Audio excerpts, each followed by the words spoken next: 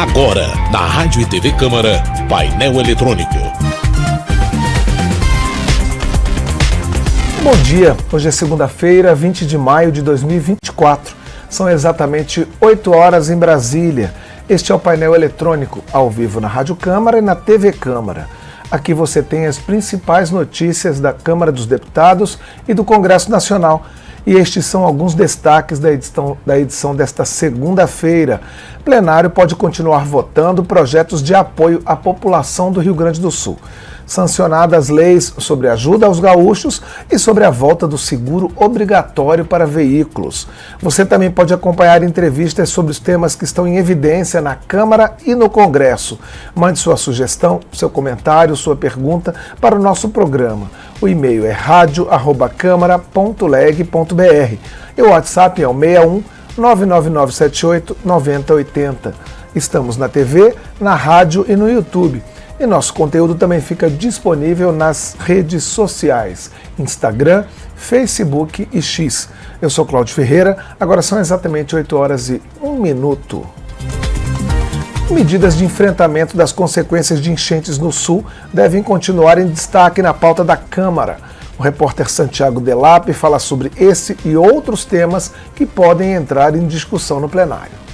Com a perspectiva de que os trabalhos de reconstrução no Rio Grande do Sul se estendam por longos meses, é provável que a Câmara continue aprovando propostas de enfrentamento à crise no estado, provocada pelas chuvas e enchentes que ainda castigam muitas cidades e a capital, Porto Alegre. 2 projetos tiveram a urgência aprovada na semana passada e devem entrar na pauta de votações a qualquer momento. O que suspende a obrigatoriedade de manutenção das metas assumidas por prestadores de serviço de saúde junto ao SUS no Rio Grande do Sul e o que aumenta em 1/3 a pena para os crimes de furto, roubo, corrupção ativa e passiva cometidos na vigência de estado de calamidade pública, de coautoria do deputado Júnior Ferrari, do PSD do Pará. Apresentamos esse projeto número 1597 de 2024 justamente para o aumento de penas em casos de calamidade pública, como é que está acontecendo no Rio Grande do Sul e como ocorre em outros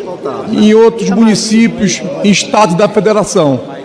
E é justamente para proibir, para acabar, que isso realmente é inadmissível, em plena calamidade pública, onde as pessoas já estão sendo prejudicadas e fica acontecendo roubo, furtos, saques e também abrangendo a corrupção ativa e passiva. O deputado Chico Alencar, do PSOL do Rio de Janeiro, defendeu a urgência do projeto de lei. Na hora dramática, a sensibilidade tem que ser aguçada também.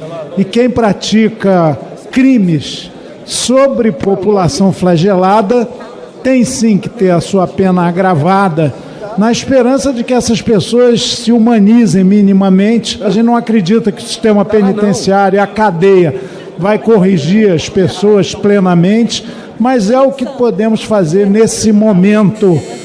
Aqui é algo emergencial, portanto, nós somos a favor dessa urgência. Matérias sem relação com a catástrofe no Sul também tiveram a urgência aprovada e podem ir a voto. Entre elas, o projeto que estabelece políticas públicas de promoção de saúde mental voltadas a profissionais de saúde e o que concede automaticamente o benefício do BPC a mulheres resgatadas de situações de trabalho escravo ou análogo à escravidão até que elas alcancem o direito à aposentadoria, como explicou o deputado Raimon, do PT do Rio de Janeiro. Muitas vezes, uma jovenzinha é escravizada numa casa de família, depois é resgatada aos 40 anos, 45 anos, e ela só vai ter um benefício do Estado quando ela tiver 62 anos que se aposentar.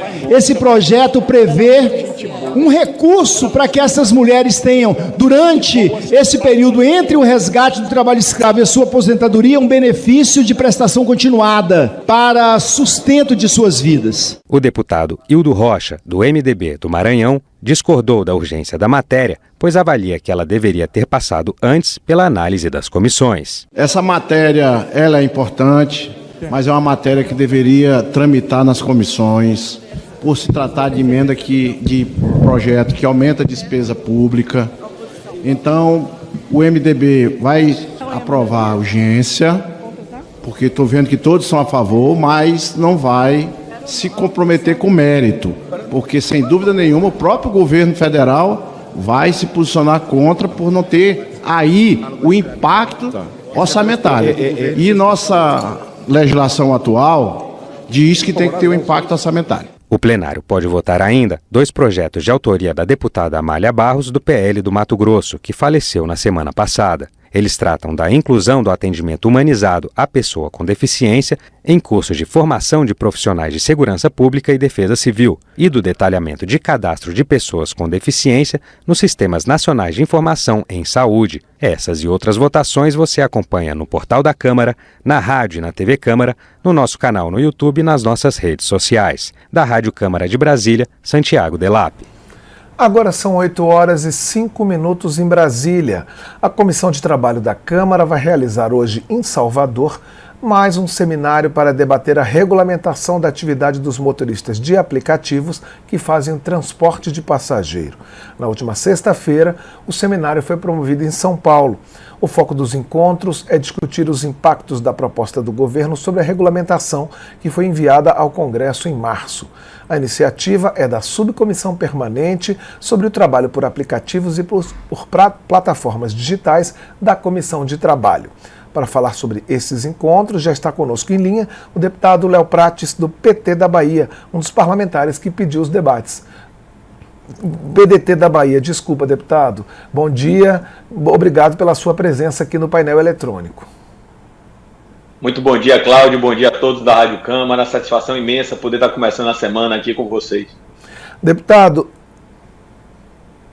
me fala então como é que foi o debate lá em São Paulo e qual é a expectativa para o debate de hoje na Bahia?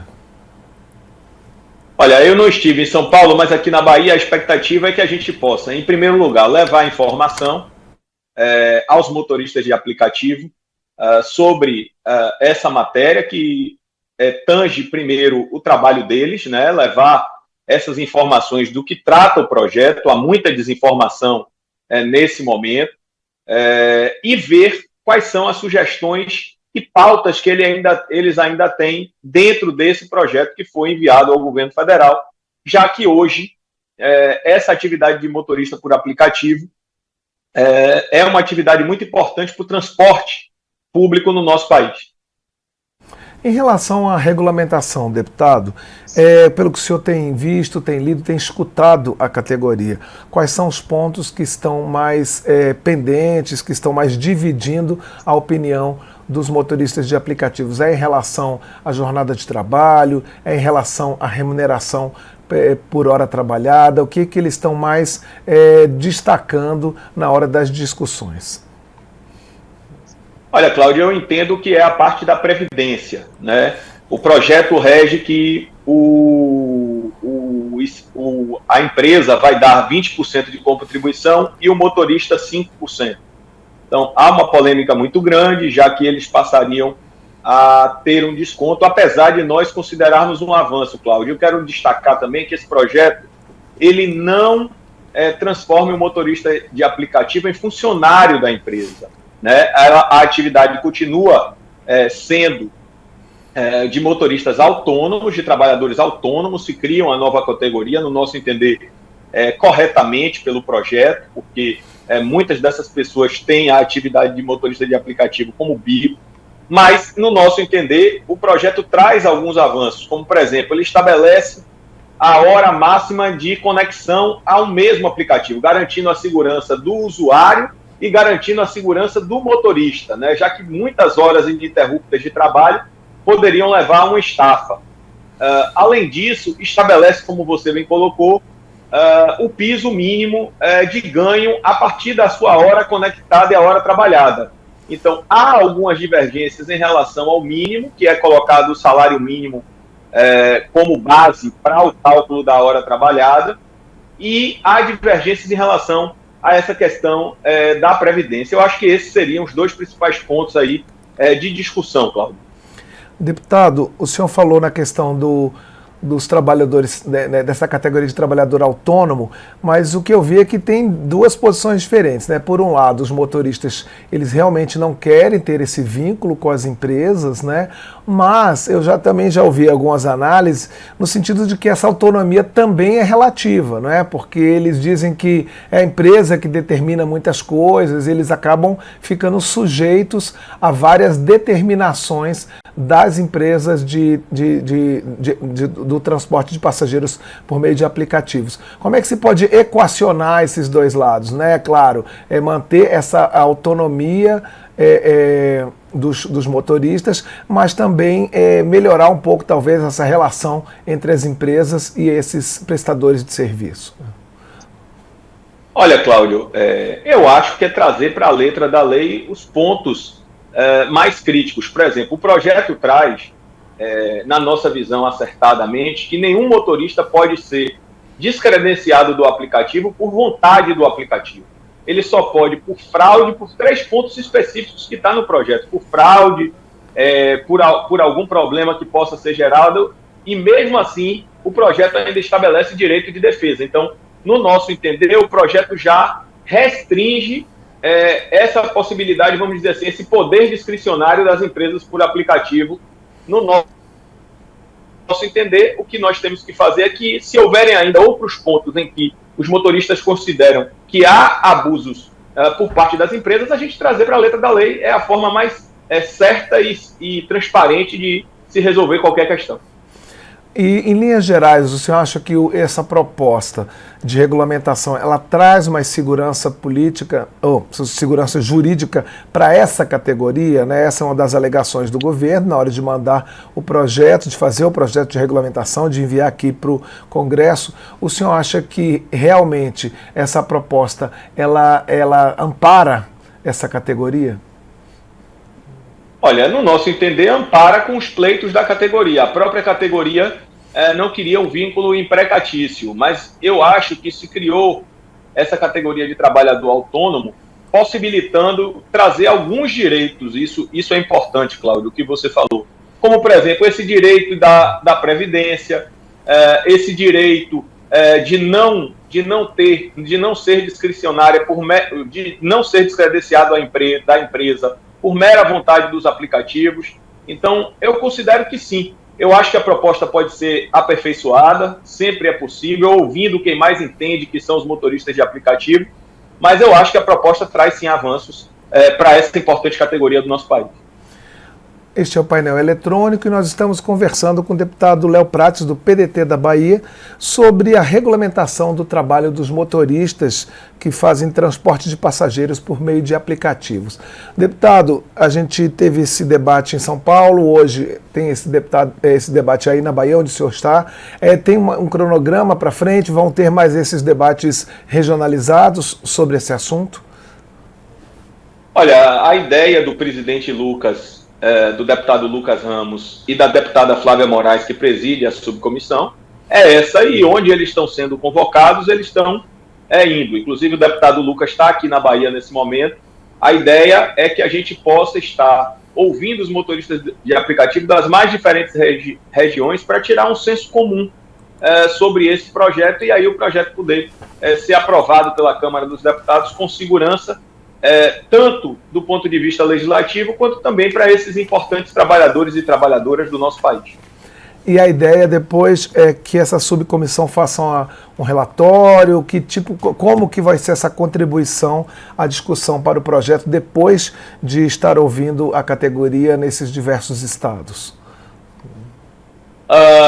O relator vai se posicionar, vai construir o relatório ouvindo a subcomissão, nos ouvindo o deputado Lucas, e a ideia é que a Comissão do Trabalho possa apresentar um relatório robusto e com contribuições tanto para a categoria quanto para os usuários, porque é importante também destacar, Cláudio, que esse projeto também versa sobre a segurança dos usuários de transporte por aplicativo. Quando ele dá transparência, ele estabelece as regras, ele, por exemplo, no caso que eu falei no início, que ele estabelece o limite de horas conectado ao mesmo aplicativo, ele dá segurança, evitando que o motorista possa ter uma estafa mais grave e comprometer a sua vida e a vida do passageiro. Então, assim, no nosso entender, é isso, é melhorar a vida do trabalhador, garantir a segurança do usuário. Essas são as principais metas, eu considero, da Comissão do Trabalho nesse momento. Deputado Léo, e vocês vão ter em algum momento a oportunidade de ouvir os usuários ou de ter um retorno deles sobre o que poderia ser melhorado nesse serviço que é prestado a eles? Sim, Cláudio, assim, a audiência pública hoje, por exemplo, que nós estamos fazendo na Câmara de Vereadores de Salvador, agradecendo ao seu presidente Carlos Muniz, o debate é aberto e franco. Estarão representantes dos trabalhadores, estarão representantes e cidadãos comuns que queiram participar desse debate para o nosso país, que entendam que é importante participar. Então, o debate na Câmara de Vereadores hoje, por exemplo, é aberto. Certo. E só para a gente encerrar, deputado,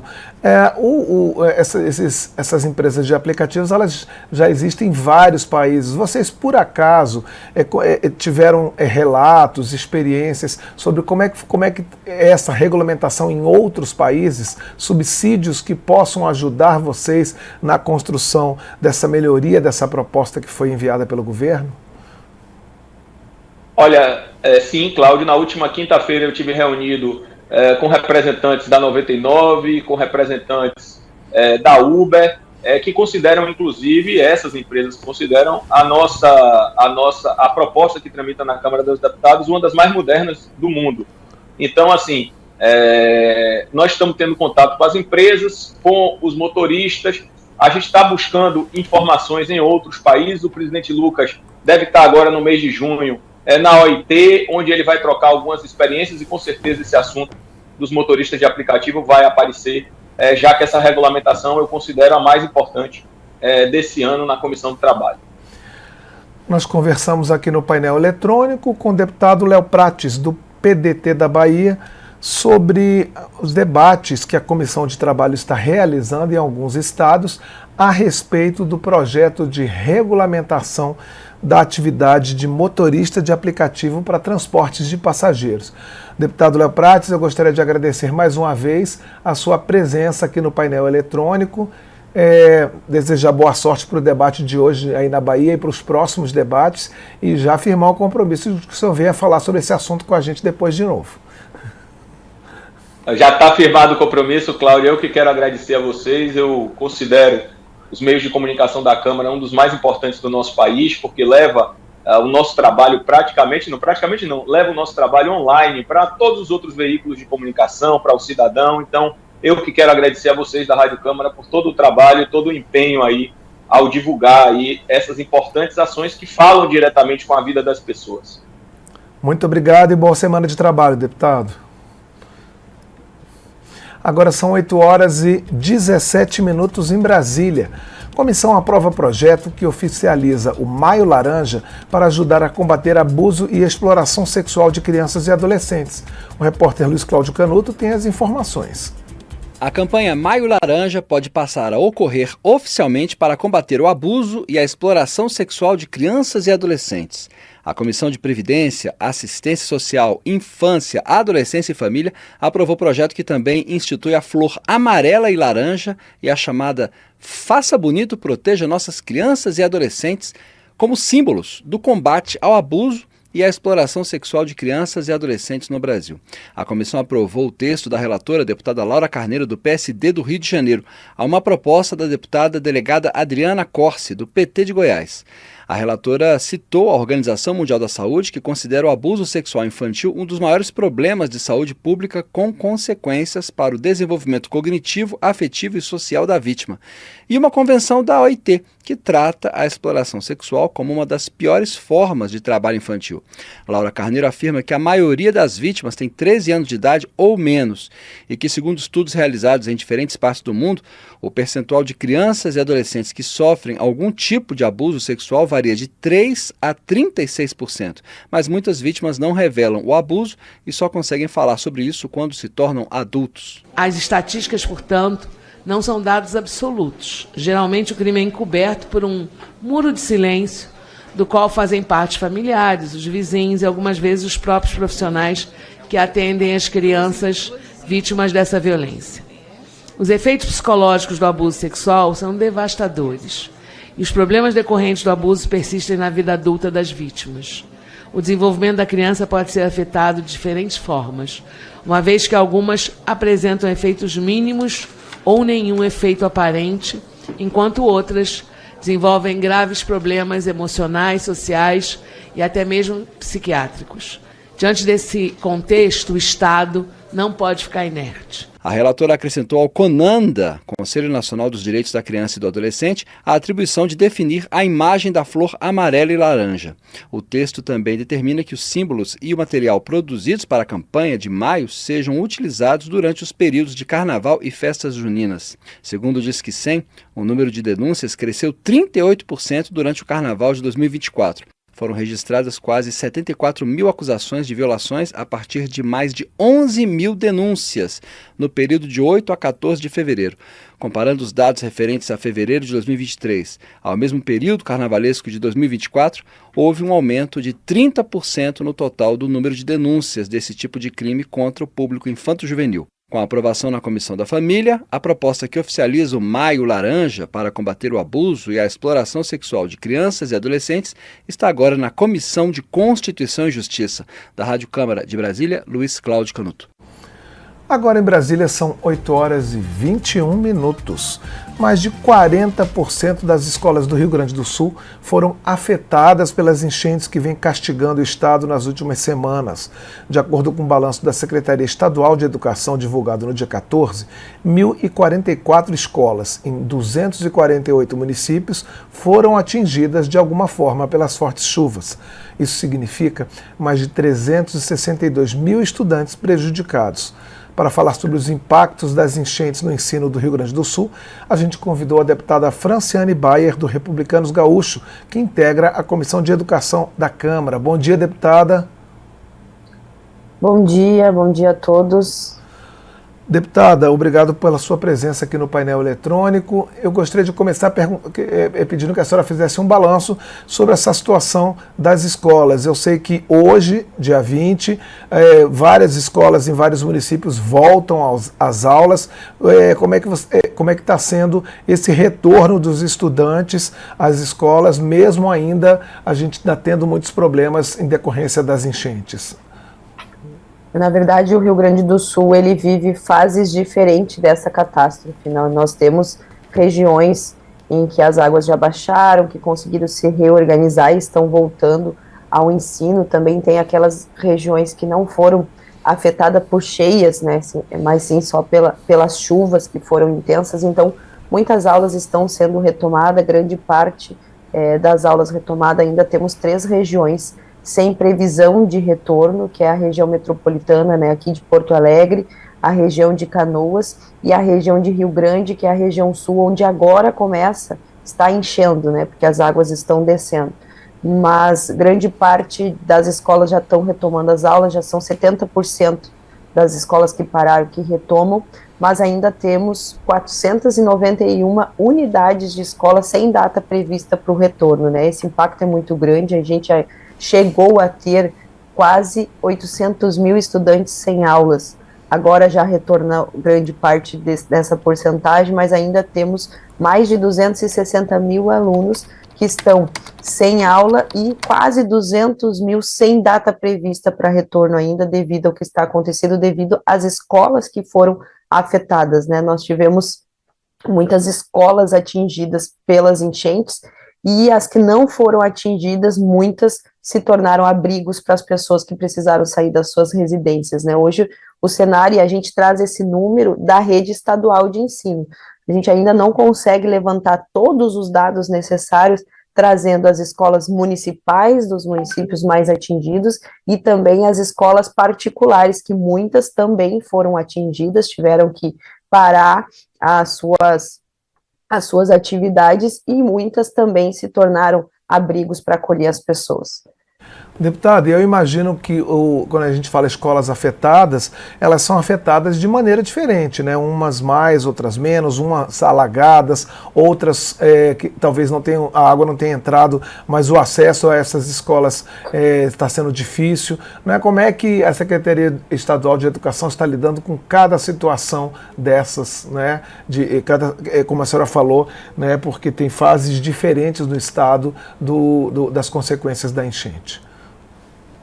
Algumas ainda estão tendo que esperar a água baixar para poder ver a estrutura da escola, né? Nós temos escolas que sofreram um impacto muito grande em que a estrutura da escola foi atingida, então praticamente temos que reconstruir essas escolas em algumas cidades que o rio mudou o curso e passou levando as estruturas. Nós temos escolas que sofreram com destelhamentos, outras com enchente em alto nível e outras mais como lâmina d'água, que eles chamam, né? Então tem os níveis das enchentes, mas muito ainda está se precisando esperar baixar. Nós temos ainda muitas escolas que ainda não têm acesso para poder fazer esse diagnóstico, né? Se vai ser possível uma limpeza, uma reforma ou uma reconstrução. Aos poucos esses dados são levantados, mas ainda a gente não consegue mensurar qual é o impacto real disso nas estruturas escolares, né? Nós temos muitas escolas ainda sem acesso, sem conseguir chegar na escola porque ainda está com muita água. Então, ao longo de que a água vai baixando, vai se fazendo essa vistoria, né? O Estado já tinha lançado um grande programa de reformas nas escolas estaduais, vai ser preciso ser revisto isso. Também temos as escolas municipais bastante afetadas nos municípios, e à medida em que a água vai baixando, vai sendo feita essa vistoria, se é possível limpeza e retorno às aulas, ou se é preciso reforma ou obra, e aí tem toda a questão de logística e readaptação dos alunos daquela estrutura que vão precisar ser realocados em outro lugar para seguir o ano letivo. A senhora falou em ano letivo, deputada Franciane, tem alguma proposta de flexibilização desse ano letivo, dessa carga horária que é mínima que é preciso cumprir diante de uma tragédia como essa? Existe proposta de algum tipo de flexibilização? Está sendo feito um levantamento de adaptação do ano escolar, né? A gente ficou aí, dependendo das situações, tem cidades que ficaram sem aula desde abril, já de 25, 29 de abril, outras menos tempo, quando foi atingida pela chuva, mas então está sendo feito um estudo de como readaptar o calendário escolar para não ser perdida, né? E tem algumas que ainda não vão poder retomar tão seguidamente, mas para os alunos não perderem o ano letivo, receberem o conteúdo necessário, dentro também de que a gente tem que pensar que alunos de ensino médio também estão concluindo o ano, alguns indo para prestar vestibular, o Enem, tudo isso está sendo feito um levantamento de como recuperar, tentando fazer o menor impacto possível no ano letivo dos alunos, né? Ainda não foi apresentado nada concreto, estão esperando essa retomada que também é aos poucos, receber os alunos atingidos. Nós temos essa preocupação que muitos professores, muitos funcionários das escolas foram atingidos e os seus alunos. Então a gente também tem uma volta escolar que não é uma volta simplesmente de parou um tempo e a gente está voltando. A gente precisa cuidar da saúde emocional desses alunos, desses profissionais da educação, de poder retornar para a sala de aula e fazer essa readaptação no ano letivo aqui do Rio Grande do Sul, sem prejudicar o aluno, né, principalmente esses de ensino médio que estão na conclusão aí, seguindo a fase de faculdade e universidade. Deputada, e no caso dos alunos, você tem ainda a própria situação da família, da casa da família, né, que afeta, por exemplo, o material didático, computador, os próprios livros, né, isso também vai ter que ter algum tipo de apoio, porque também, como a senhora falou, não é simplesmente parou um tempo e volta para a sala de aula como se nada tivesse acontecido, tem toda essa necessidade de adaptação para que ele consiga acompanhar as aulas, mesmo depois de uma catástrofe como essa.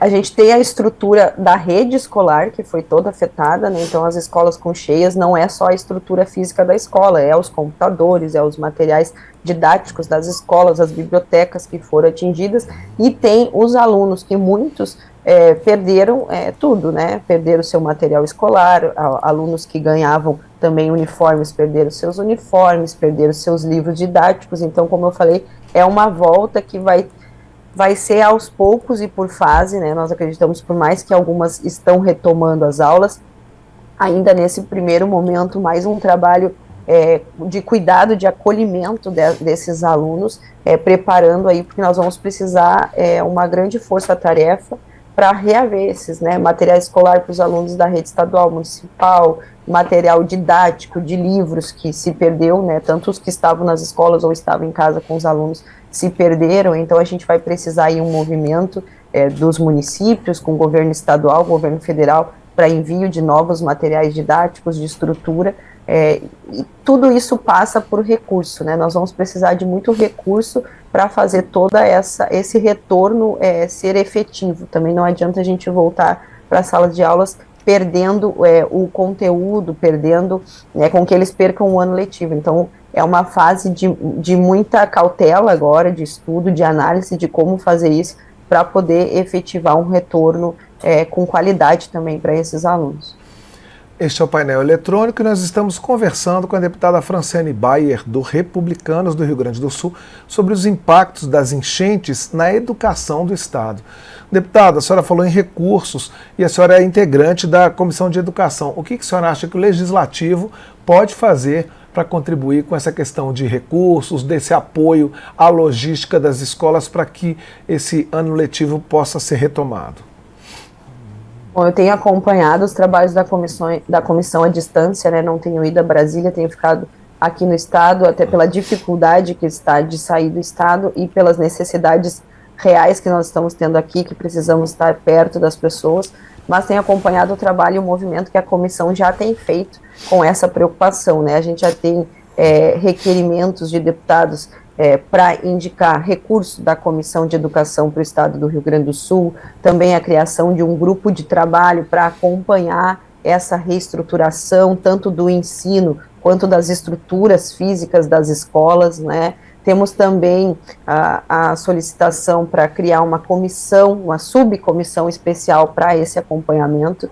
Então a gente vê a preocupação de que toda a rede de ensino, e aqui a gente estava falando mais da rede estadual, mas nós temos as universidades atingidas de certa forma, porque precisaram parar suas aulas para atender os alunos. Então o impacto aqui na educação é de todos os níveis, né? Desde a educação básica até a superior, nós temos faculdades, polos de universidades atingidos, até da educação também rural, do campo, nós temos também atingido, institutos federais atingidos, que vão precisar de toda essa atenção. Tenho acompanhado esse movimento da Comissão da Educação, mas como eu falava, nada vai conseguir ser feito aqui sem recursos, sem aporte financeiro. Eu acho que o movimento que o Congresso tem que fazer, além dos recursos que a comissão tem, mas é buscar junto com o governo do estado aqui e com o governo federal um aporte de recursos para a reestruturação da educação. Como eu falei, quando eu falo reestruturação da educação, eu não estou só falando da estrutura física das escolas. Nós estamos falando de materiais, de estrutura de informática, estrutura de material didático e também dos alunos que perderam, que vão precisar de um material escolar, que vão precisar do seu conteúdo didático para conseguir acessar as suas aulas, né? A gente tem visto esse movimento, acompanhado esse movimento da comissão e tenho apoiado todas essas iniciativas, porque nós vamos precisar, ou com uma subcomissão especial, ou com um grupo de trabalho, ter um olhar diferenciado para o Rio Grande do Sul e um aporte financeiro, né, dos governos que se movam, que chegue aos municípios, pensando na rede municipal, na rede estadual, de aporte, e também uma política pública que alcance as escolas privadas, porque nós temos muitas escolas privadas que foram atingidas também pelas cheias, né, que estão com dificuldades, outras que pararam as suas aulas e abriram as suas portas para abrigos, e nós vamos precisar também pensar em uma política pública que alcance essas escolas, né, talvez com algum incentivo, alguma isenção de algum imposto que a escola pague para ela poder se reestruturar também e voltar a atender os seus alunos, que também foram impactados, né? Então, o panorama do Rio Grande do Sul hoje aos poucos nós retomamos as atividades escolares, algumas unidades ainda sem previsão de retorno, né? Quase 200 mil alunos sem previsão de retorno, porque as suas escolas estão ainda debaixo de água, que nós precisamos esperar baixar para ver a estrutura ou para ver um realocamento desses alunos em outras escolas, e sem recurso financeiro vai ser impossível fazer toda essa reestruturação que passa pela estrutura física e também de material e de conteúdo que chega aos alunos. Nós conversamos com a deputada Franciane Bayer, do Republicanos do Rio Grande do Sul, que falou com a gente sobre os impactos das enchentes na educação do Estado, falando tanto da rede estadual, mas também lembrando de rede municipal, de institutos federais e universidades. Deputada, eu gostaria de agradecer mais uma vez a sua presença aqui no painel eletrônico. A gente está aqui, a equipe da Rádio e da TV Câmara, unidos na solidariedade ao Rio Grande do Sul, e a gente espera que essa situação se resolva o mais rápido possível, tanto na educação quanto na infraestrutura do Estado em geral. Nós agradecemos todo o carinho que a gente tem recebido, que o povo gaúcho tem recebido de todo o Brasil, né, de diversas formas, e quem sabe aí fica uma sugestão de nós lançarmos uma campanha porque agora as primeiras necessidades têm sido o agasalho, o frio chegou forte aqui no Rio Grande do Sul, o alimento, a água que tem faltado, mas nós vamos precisar de material didático, material escolar para esses alunos atingidos. Quem sabe a gente lança uma campanha junto com a Comissão de Educação e recebemos mais carinho, mas o nosso sentimento é de muita gratidão pelo Brasil ter se mobilizado e olhado para o Rio Grande do Sul, agradecer também a oportunidade e a todos os voluntários que têm se doado de diversas formas, diversas maneiras. Nós sabemos que aos poucos a vida das pessoas vão retomando, e isso agora é um impacto de baixar o voluntariado e baixar um pouco as doações, e nós pedimos muita atenção que esse carinho continue, esse olhar continue, porque não vai ser simples essa reestruturação, mas nós vamos seguir. Muito obrigado ao espaço, continue contando comigo sempre para trazer as informações mais atualizadas da nossa realidade aqui no Rio Grande do Sul. Muito obrigado, deputada, e bom trabalho. Agora são 8 horas e 36 minutos em Brasília. Sancionada a lei que prevê prioridade para a execução de emendas orçamentárias para o Rio Grande do Sul. A repórter Silvia Munhato tem os detalhes. Foi sancionada a lei que determina prioridade em 2024 para a execução de emendas parlamentares ao orçamento federal para municípios em situação de calamidade ou de emergência em saúde pública reconhecida pelo Executivo. Este é o caso das cidades afetadas pelas enchentes no Rio Grande do Sul. A nova lei altera a Lei de Diretrizes Orçamentárias de 2024, que define as regras de elaboração e execução do orçamento deste ano. A prioridade será dada para as emendas individuais do tipo transferência especial. São recursos repassados diretamente para as prefeituras, sem a necessidade de convênios e projetos. Essas emendas somam 8 bilhões de reais no orçamento de 2024. Na sessão do Congresso, que aprovou a medida, o deputado Chico Alencar, do PSOL do Rio de Janeiro, disse que as ações parlamentares devem ser rápidas. É nosso dever aqui aprovar sempre, como a Câmara e o Senado já fizeram em parte, absolutamente todas as medidas de maneira suprapartidária para o socorro a tantos e tantas flageladas, em memória dos mais de 100 mortos, dos desalojados e desabrigados aos milhares. A lei sancionada também estabelece que o Executivo vai apoiar o fortalecimento das ações de saúde mental voltadas ao atendimento das pessoas com transtorno do espectro autista, inclusive estruturação e custeio de equipamentos de saúde pública que atendam a essa finalidade. Outra mudança é a que prevê a inclusão de recursos destinados ao Programa de Aceleração do Crescimento na lista das despesas que podem ser bloqueadas para o cumprimento das metas fiscais do ano. Esses bloqueios são decididos a cada 2 meses, após uma avaliação das receitas e despesas. Da Rádio Câmara de Brasília, Silvia Munhato. E dentro das medidas de socorro ao Rio Grande do Sul diante da tragédia climática que castiga o Estado, o presidente da República também sancionou a lei que suspende por 3 anos a dívida dos gaúchos com a União. Nós voltamos com Silvia Munhato. Foi sancionada a lei que permite a suspensão da dívida do Rio Grande do Sul com a União por 3 anos. O dinheiro terá que ser aplicado em ações de enfrentamento da situação de calamidade pública provocada pelas enchentes. A dívida gaúcha de R$100 bilhões continuará sendo corrigida pela inflação no período, mas o Estado poderá redirecionar cerca de 11 bilhões em pagamentos. Outros 12 bilhões em juros deixarão de ser cobrados. A mudança valerá para outras situações semelhantes, ou seja, toda vez que o Estado enfrentar problemas causados por eventos climáticos extremos e tiver a calamidade pública decretada, o governo federal ficará autorizado a suspender os pagamentos da dívida estadual. O Rio Grande do Sul terá que apresentar um plano de investimentos detalhado ao governo federal e a cada ano terá 90 dias para mostrar a aplicação dos recursos, como explicou o relator do texto na Câmara, deputado Afonso Mota, do PDT do Rio Grande do Sul. Informamos ainda que este postergamento está condicionado à aplicação integral dos recursos que deixaram de ser pagos em um plano de investimento em ações de enfrentamento e mitigação dos danos decorrentes da calamidade pública e de suas consequências sociais e econômicas por meio de um fundo público específico a ser criado no âmbito do ente. Portanto, o objetivo principal da medida é auxiliar na mitigação dos efeitos adversos da calamidade pública na sociedade, buscando recuperar em parte, pelo menos, os prejuízos causados por ela. O texto estabelece ainda que, enquanto durar a situação de calamidade, o Estado não poderá elevar despesas e nem criar benefícios fiscais que não estejam relacionados com as ações de enfrentamento dos problemas. Da Rádio Câmara de Brasília, Silvia Minhato.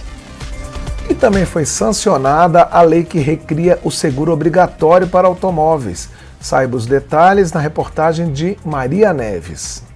Entra em vigor a lei que recria o seguro obrigatório para veículos terrestres. Com a sanção presidencial, os proprietários de automóveis vão voltar a pagar o seguro que foi extinto em 2020, quando o consórcio de seguradoras que administrava os recursos do antigo DPVAT foi desfeito.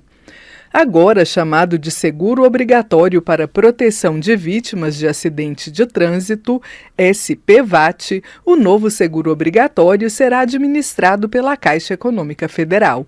O banco já operava o seguro de forma emergencial desde a dissolução do consórcio de seguradoras que administrava o DPVAT. O valor a ser pago pelos motoristas ainda será definido na regulamentação da lei. No projeto, o governo estimou que deverá ficar entre R$ 50 e R$ 60. O seguro obrigatório cobrirá indenizações por morte ou invalidez permanente e também o reembolso de despesas médicas, serviços funerários e reabilitação de vítimas de acidentes de trânsito. No entanto, não têm direito ao seguro os acidentados atendidos no Sistema Único de Saúde, nem pessoas que contem com seguro privado ou tenham planos de saúde.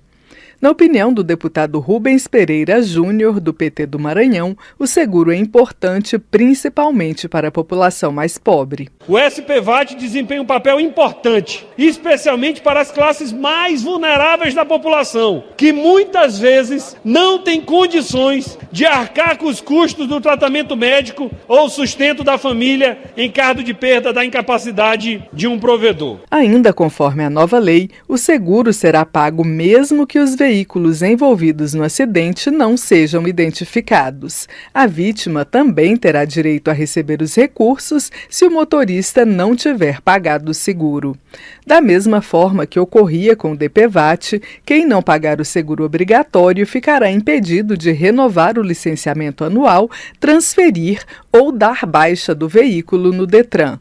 O texto aprovado pelo Congresso também estabelecia que não pagar o seguro seria considerado falta grave, o que sujeitaria o infrator ao pagamento de multa no valor de R$ 195,23. Esse trecho, no entanto, foi vetado pelo presidente da República. O valor a ser pago às vítimas de acidente de trânsito será definido pelo Conselho Nacional de Seguros Privados. Até novembro do ano passado, o último último mês em que o DPVAT foi pago pela Caixa, o pagamento em caso de morte ou invalidez permanente chegava no máximo a R$ 13.500. Para tratamento de saúde e reabilitação, o limite era de R$ 2.700. A vítima de acidente terá 3 anos para pedir o seguro. A partir do momento em que o interessado comprovar que tem direito, a Caixa terá 30 dias para realizar o pagamento. Da Rádio Câmara de Brasília, Maria Neves. Agora, pelo horário de Brasília, são 8 horas e 44 minutos. Este é o painel eletrônico pela Rádio Câmara e pela TV Câmara. Brasília cedia mais uma mobilização nacional em defesa dos municípios. A 25ª Marcha dos Prefeitos, que desde 1998 acontece tradicionalmente aqui na capital federal, vai ter como tema o Pacto Federativo, um olhar para a população desprotegida. Este ano, entre as pautas prioritárias para os gestores municipais estão a desoneração da folha de pagamento dos municípios e o enfrentamento de mudanças climáticas. Para conversar sobre mais uma edição da marcha, já está com a gente o deputado Benis Leocádio, do União do Rio Grande do Norte, que coordena a Frente Parlamentar em defesa dos municípios brasileiros. Bom dia, deputado. Bom dia. Bom dia a todos que nos acompanham agora pela TV e Rádio Câmara. É um prazer estar conversando com vocês. Deputado, como é que o senhor avalia essa mobilização anual dos prefeitos que está chegando aos 25 anos, né? A gente que mora aqui em Brasília sabe como que essa marcha impacta a cidade durante uma semana, das maneiras mais diversas possíveis. O comércio adora essa movimentação. Aqui no Congresso a gente fica com os corredores bastante cheios. E como é que o senhor avalia esse histórico desse movimento dos prefeitos? Bom, eu entendo como positivo, até pelo histórico de conquistas e vitórias que o movimento municipalista brasileiro tem alcançado com a realização dessas marcas, e agora na 25ª edição não será diferente. São temas que caminham nas casas do Congresso, tanto na Câmara como no Senado, e também junto ao próprio Executivo, e temas até que já também discutimos junto ao Judiciário, com a questão dos royalties de petróleo, que há muitos anos se arrastam aí, e na grande discussão, na grande maioria das vezes, é a busca de ampliação das receitas e também discutindo as competências e obrigações advindas com a aprovação de determinadas matérias no Legislativo brasileiro que impactam diretamente, às vezes, nos municípios. É verdade que este ano nós estamos com temas muito fortes, como a questão da desoneração da folha, da questão dos desassistidos, que aí passa muito bem pelo momento que a gente está vivendo, até pela calamidade lá no Rio Grande do Sul, e que quando acontece um sinistro como esse, os municípios ficam na dependência de providências do Executivo Federal, também do Poder Legislativo, quando autorizamos para que emergencialmente possa se socorrer as vítimas ou os desassistidos dessas tragédias. E aí aproveitamos também o momento para se inteirar de medidas e providências que os executivos municipais precisam tomar para melhorar o funcionamento das suas gestões em cada município do Brasil. Deputado, então vamos falar, aproveitando que o senhor citou essa questão da tragédia do Rio Grande do Sul, que foi o tema da nossa entrevista anterior. Muito se tem falado na falta de preparo de municípios para enfrentar essa tragédia. O senhor falou que, obviamente, dependendo da magnitude da tragédia, é preciso contar com a ajuda do governo federal, né, de recursos, mas tem a questão, por exemplo, das defesas civis, né, e de outras estruturas que os municípios precisam contar para poder enfrentar, para poder prevenir, inclusive, esses desastres. O que é que os municípios mais precisam nessa área, em termos de prevenção, de dotação de infraestrutura para, claro, a gente não consegue evitar, mas consegue, às vezes, prevenir as consequências dos desastres naturais? Eu diria que é muito mais de prevenção, de preparação, de estudos, de auxiliar as defesas civis municipais no tocante às edificações que estejam em área de risco, né, em coxas, em áreas de possível alagamento, como foi o caso do Rio Grande do Sul, mas a gente sabe que também não é fácil uma situação como essa, porque já pensou, mais de 300 cidades que tiveram ou sofreram com o alagamento das águas dos níveis do Taquari, e que vem, de certa forma, colocar quase que todo um estado numa situação de risco como a comprovação desse momento que a gente está vivenciando. Então, o que seria, ou o que poderia estar sendo feito? Talvez um melhoramento nas vias de escoamento dessas águas, que aí, pelo que a gente tem assistido pela televisão, o acúmulo da Lagoa dos Patos, para desaguar essas águas para o oceano, o seu canal é de pequeno espaço. Então, na verdade, deveriam estar sendo feito uma providência, um estudo, e quem sabe já emergencialmente uma solução para alargarmos esse escoamento das águas e diminuirmos o risco da subida do nível dessas águas vindo alagar determinadas casas e edificações que estão até numa altura relativamente alta, mas infelizmente foram tomados aí pelas águas. Os municípios podem muito bem estarem organizados em consórcios, em parceria com a Defesa Civil do Estado e até a Defesa Civil Nacional, fazendo esses estudos, esse diagnóstico, para que para o futuro a gente não venha sofrer uma calamidade como a que estamos sofrendo agora. Sabemos muito bem o prejuízo e o atraso que vai se ter para todo o estado do Rio Grande do Sul e naturalmente também para o nosso país, até porque todos os recursos, ou todas as providências e políticas públicas vão ter que estar voltadas para a recuperação dessas áreas atingidas pelo a subida do nível das águas. E aí, reconstrução de casas, de unidades de saúde, de hospital, de empreendimentos comerciais. Tenho certeza que isso vai levar alguns anos e aí uma situação que poderia ter sido melhor estudada, evitada e, quem sabe, minimizada. Porque se nós temos hoje centenas de milhares de pessoas prejudicadas, talvez tivéssemos um número menor e, quem sabe, até evitado mortes, como a gente tem visto agora os registros de mais de 140, 150 pessoas que, lamentavelmente, perderam as suas vidas. Nesse primeiro momento, o governo do Estado, o governo federal, os governos municipais concentraram os esforços na busca de salvamento, né, de busca das pessoas que estavam ainda em isolamento, em telhados, em locais ilhados, e graças a Deus foi feito um trabalho muito eficiente e conseguimos salvar um grande número da população gaúcha. Mas eu sei que isso é uma situação que continuará machucando, levando todos nós brasileiros a ficarmos antenados e sensibilizados hoje com as campanhas que estão sendo feitas, mas o importante, e cabe sim ao poder público, é fazer a prevenção. Vamos estudar, chamar os órgãos de conhecimento dessa área da Defesa Civil e auxiliar naquelas providências que podem e devem ser tomadas para minimizar uma situação como essa que a gente passou agora. E a gente sabe que não foi a primeira. Vê muito aí os registros falando da última vez, de 1941, e aí anos depois se repete uma situação com muito maior gravidade. Então eu tenho certeza que agora é possível sim todos darem as mãos, não estarem procurando culpados, porque todos nós que estamos à frente da gestão pública municipal, como a maioria dos prefeitos e também dos governos estaduais, do próprio governo federal, tem a obrigação tripartite de buscar uma solução para um problema tão grave como esse que a gente viveu agora no Rio Grande do Sul.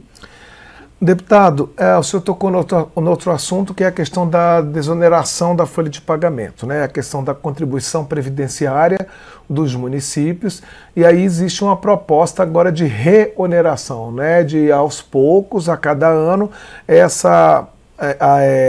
esse percentual de contribuição ir aumentando. Como é que está essa discussão e qual é a posição dos municípios em relação a essa proposta? Bem, os municípios defendem e vamos lutar para mantermos o que foi aprovado pelo Parlamento Brasileiro quando admitiu a redução da obrigação patronal da folha de pessoal de 20% para 8%, assim como foi concedido à iniciativa privada, ou a 17 setores da economia brasileira, que a gente sabe é muito importante, o setor que mais emprega no Brasil, mas não podemos esquecer também que os municípios são os grandes empregadores no interior do Brasil. Se nós formos buscar o município de coeficiente 0,6, 0,8, que são de menor parcela junto à distribuição do Fundo de Participação, o FPM, vai ver que, na sua grande maioria, o maior empregador nesses pequenos municípios é a prefeitura local. Então, por que não tratarmos igualmente a iniciativa privada, esses pequenos municípios do Brasil que almejam ter essa redução na sua obrigação patronal da folha de pessoal? E eu tenho certeza que, se for planejado direitinho, não vai quebrar o país ou fechar a Previdência Social, até porque há sempre uma outra solução. Tem a própria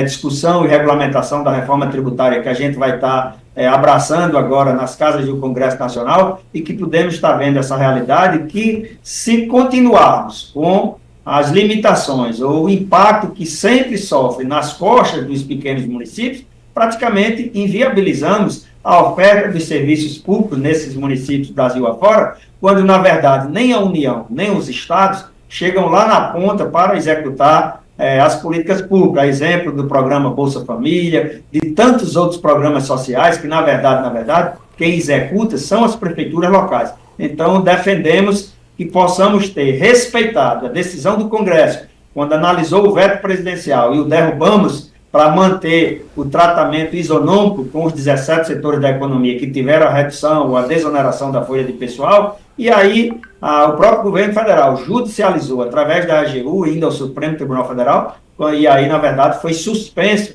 essa concessão que estavam dando para a redução ou desoneração da folha, mas ao que me consta, o próprio ministro relator, o ministro Zanin, já oferece aí um espaço de 60 dias para mantermos essa desoneração. A minha dúvida, o questionamento da gente, isso também se amplia para os municípios ou só para os 17 setores da economia? Além de outras propostas, como a PEC 6623, que prevê não só novo parcelamento da Previdência Social, como também estendendo aos regimes próprios de Previdência. E aí também colocando um ponto final no pagamento de precatórios, para que tenhamos uma limitação ou um percentual fixo sobre a receita corrente líquida dos municípios do Brasil em relação ao pagamento precatório, que na grande maioria das vezes sempre desajusta as finanças e impede que façamos um planejamento mais sólido, mais seguro sobre as finanças de cada município. Isso são pautas importantíssimas que a gente vai estar nesses dias das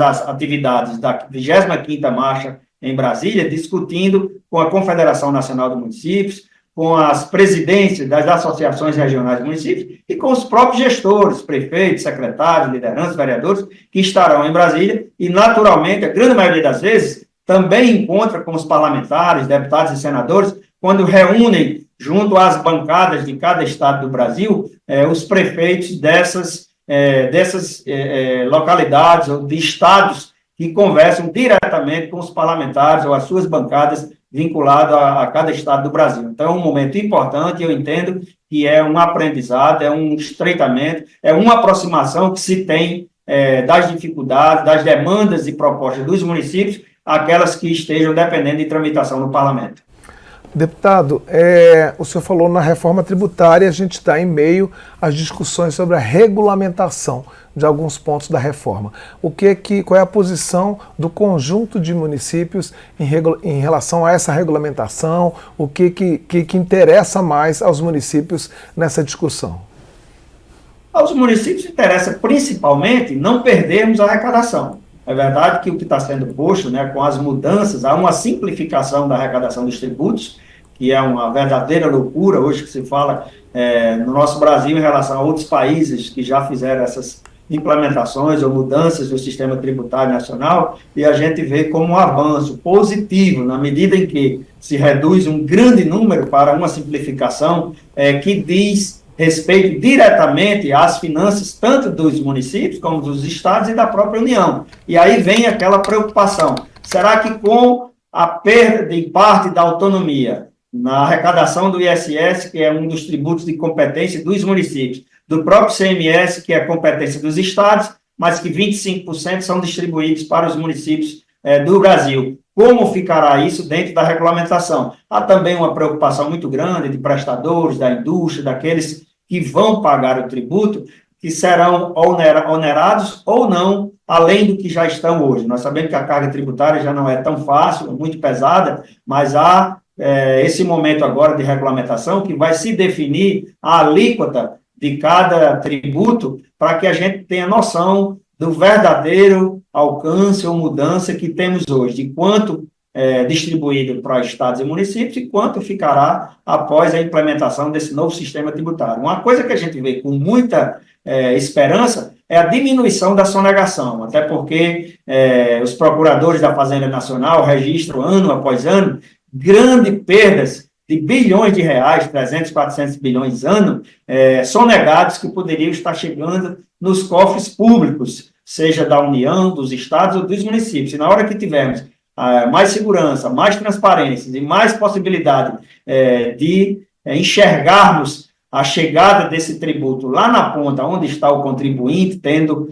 essa retribuição na forma de prestação de serviço público, a gente vai ver que vamos ter melhores condições de administrar e oferecer aos administrados uma política com mais segurança, com mais eficiência e cumprindo com a obrigação do poder público, que é realmente atendê-los às suas necessidades e às suas demandas e o que lhe é de direito dentro de umas condições melhores. Eu espero que essa regulamentação venha trazer mais clareza, mais segurança e, sobretudo, previsibilidade, até porque tanto o empresariado como o poder público reclamam muito da insegurança jurídica, que às vezes se discute determinado tributo e vai para a justiça, passa anos e anos e anos, nem o município, o arrecadador, nem o Estado ou a União, ou o local onde aconteceu o fato gerador, consegue acessar esse tributo em função dessas lacunas jurídicas que existem hoje no nosso sistema. Então, com isso, nós tivemos um grande avanço e com a regulamentação, eu tenho certeza que nós vamos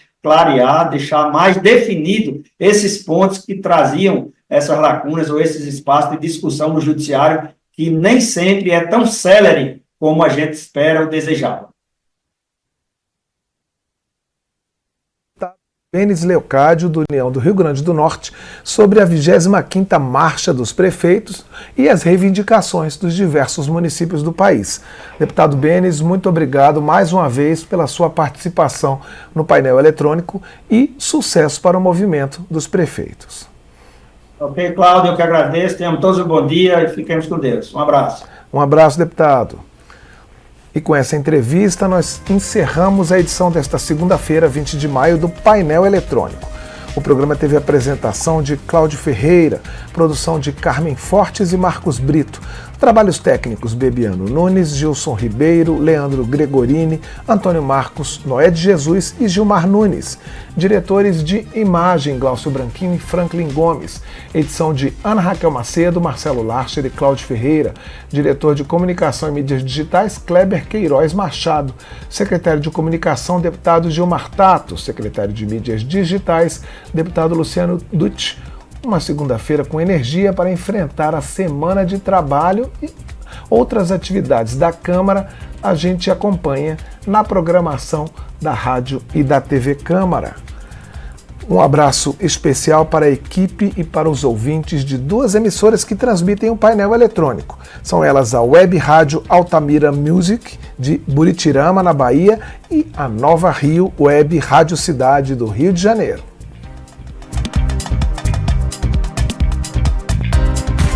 Você acompanhou Painel Eletrônico.